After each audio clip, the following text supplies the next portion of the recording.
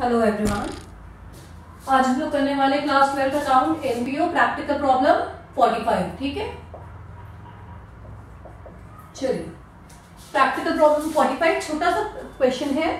44 तक हमने किया है। 44 छोटा सा क्वेश्चन है जिसमें आपको सिर्फ इनकम एक्सपेंडिचर अकाउंट बनाना है और बैलेंस शीट नहीं बनाना है। ठीक है, तो लेट्स स्टार्ट। पहले हम एडजस्टमेंट देख लें किससे किससे रिलेटेड है। सब्सक्रिप्शन से रिलेटेड है एडजस्टमेंट, और वैल्यू ऑफ स्पोर्ट्स मटेरियल है डेप्रिसिएशन।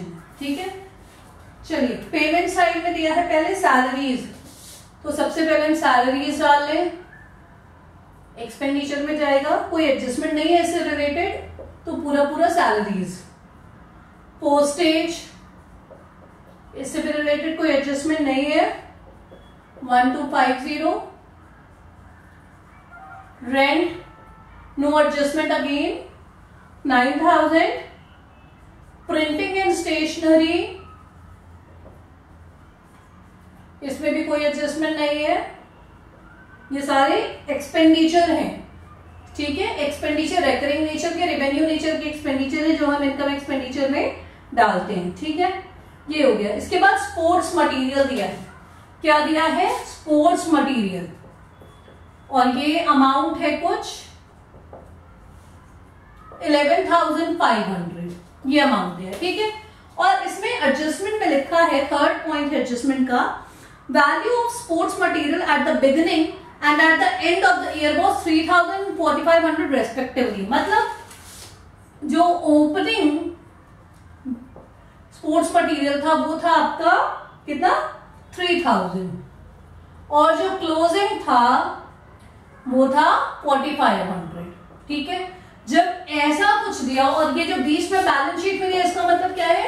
ये न्यू स्पोर्ट्स मटेरियल परचेज किया गया है, यही मतलब है। जो बैलेंस शीट में आपका स्पोर्ट्स मटेरियल है उसका मतलब क्या है? न्यू परचेज किया गया।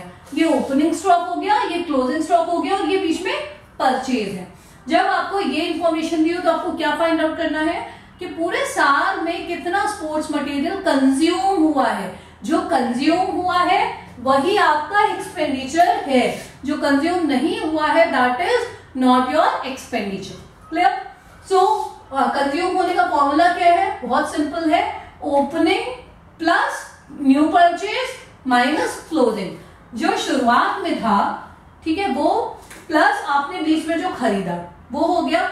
अब उसके बाद अंत में जो बच गया वो तो बच गया ना, वो बचा हुआ है, यानी बीच में जो कुछ भी था वो क्या हो गया? खर्च हो गया। तो आप क्या करोगे? Opening plus purchase minus closing. ये हम करेंगे 11,000 प्लस 3,000 एंड माइनस 4,500, तो ये आया हमारा 10,000। So stock of consumed material is 10,000 to sports consumed sports material, consumed sports material कितना है? 10,000। ओके, अब उसके बाद मिसलेनियस एक्सपेंसेस है। ये सब हम रेवेन्यू नेचर के ही इनकम एक्सपेंडिचर में डालते हैं, कैपिटल नेचर का नहीं डालते। हो गया क्लियर? अब इसके बाद मिसलेनियस एक्सपेंसेस तक हमने कर लिया। उसके बाद फर्नीचर दिया है। फर्नीचर 1 अक्टूबर 2017। ठीक है, अब फर्नीचर तो जाता है बैलेंस शीट में, लेकिन फर्नीचर से रिलेटेड डेप्रिसिएशन चार्ज करने बोला गया है। तो फर्नीचर है 20,000 का। कितने का? 20,000 का। ठीक, और बोला गया 10% डेप्रिसिएशन चार्ज करने को, 10% यानी 10/100। ठीक, और ये फर्नीचर खरीदा कब गया? 1 अक्टूबर 2017। ठीक है, और आपको ये कब बनाना है? 31 मार्च 2018, यानी अक्टूबर से मार्च तक कितने मंथ होते हैं? 6 मंथ। तो आपको डेप्रिसिएशन भी 6 मंथ का ही निकालना होगा, क्योंकि आपने अक्टूबर में ही फर्नीचर खरीदा है, तो उसके पहले का डेप्रिसिएशन थोड़ा ना निकाल लोगे। जब फर्नीचर आया तभी तो डेप्रिसिएशन चार्ज होगा। तो 20,000 का 10% और 6 मंथ। ठीक है, ये आपका आ गया कितना? 1,000। तो डेप्रिसिएशन एक्सपेंडिचर साइड में आता है, डेप्रिसिएशन ऑन फर्नीचर 1,000। क्लियर हो गया? देन एक और चीज दी है 10% इन्वेस्टमेंट। 10% इन्वेस्टमेंट दिए, ठीक है। इन्वेस्टमेंट का प्राइस है 70,000। अब इससे कोई एडजस्टमेंट कुछ बोला नहीं गया है, लेकिन जब भी आपको इन्वेस्टमेंट ऐसे दिया है 10% और बताया कि इन्वेस्टमेंट कब किया गया 1 अक्टूबर 2017 को, तो इन्वेस्टमेंट में क्या होता है, इंटरेस्ट मिलता है, यू रिसीव इंटरेस्ट, तो ये आपका इनकम होता है, ठीक है। तो इस पे आपको 10% बोला जा रहा है कि इंटरेस्ट मिलना है। और ये इन्वेस्टमेंट कब किया गया था 1 अक्टूबर को, तो 1 अक्टूबर से मार्च तक का इंटरेस्ट मिलेगा, यानी 6 महीने का इंटरेस्ट मिलेगा। तो 70,000 का 10% इंटरेस्ट मिला है और 6 मंथ का मिलना है, ठीक है। तो 70,000 का 10% और 6 मंथ, ये आएगा आपका 3500। और ये इनकम है, this is not expenditure, this is income 3500, ठीक। हमने ये भी काम कर लिया। क्लोजिंग बैलेंस ऑफ कैश और ओपनिंग बैलेंस से मतलब नहीं है, वो बैलेंस शीट पे जाते हैं। अब आते हैं सब्सक्रिप्शन पे। सब्सक्रिप्शन देखते हैं, करंट ईयर का सब्सक्रिप्शन कितना है 60,000, ठीक है। करंट ईयर का सब्सक्रिप्शन 60,000 है।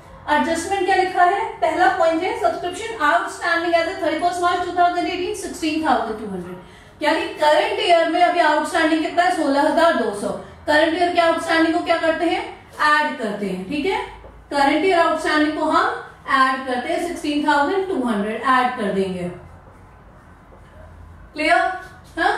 और सेकेंड पॉइंट में है 1,200 is still in arrears for the year 2016-17 for subscription, यानी कि पिछले साल का आउटस्टैंडिंग भी अभी 1,200 रुपए है, ठीक है। अब पिछले साल का आउटस्टैंडिंग अगर इसमें है तो उससे हमें कोई मतलब नहीं है, उसे हम क्या करेंगे, सबट्रैक्ट कर देंगे, ठीक।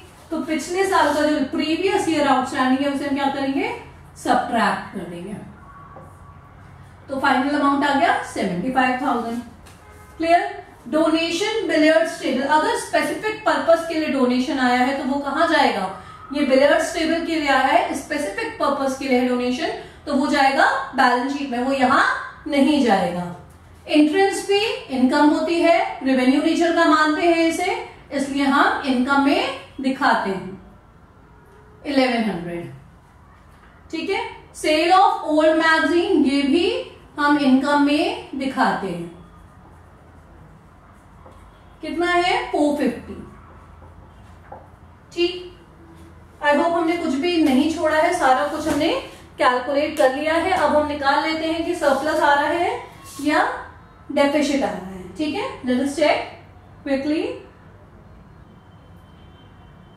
75,000 प्लस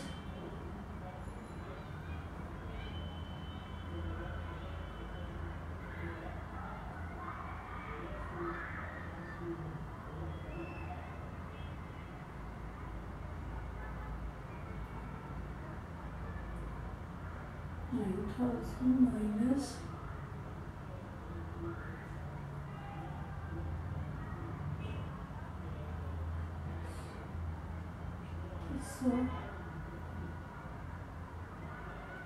आपका सरप्लस आ रहा है 10,200, ठीक है, टू सरप्लस 10,200। चलो ये था आपका, अब जो भी टोटल होगा वो आप लिख लेना क्या टोटल है, ठीक है। तो आपका सरप्लस ये आ रहा है क्या 10,200, क्लियर है ये बात, ओके। तो ये क्वेश्चन डन हो गया। टोटल यहां पर आप लिख लेना, I miss the total, but आपका सरप्लस किया है, ठीक है। चलो थैंक यू।